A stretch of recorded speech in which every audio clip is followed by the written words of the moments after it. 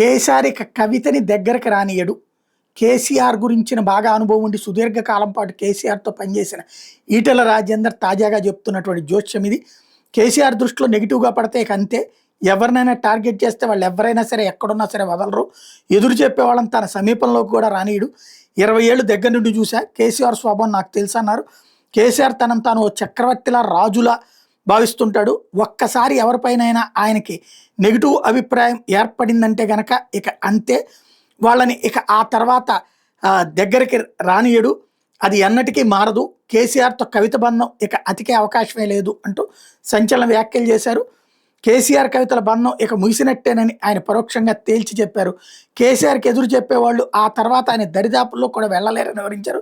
తెలంగాణ ఉద్యమ కాలం నుంచి దాదాపు 20 సంవత్సరాలుగా కేసీఆర్ వెన్నంటే ఉన్నాను. ఆయన చాలా దగ్గర నుంచి చూసిన వ్యక్తిగా ఈ మాటలు చెప్తున్నానని చెప్పుకొచ్చారు.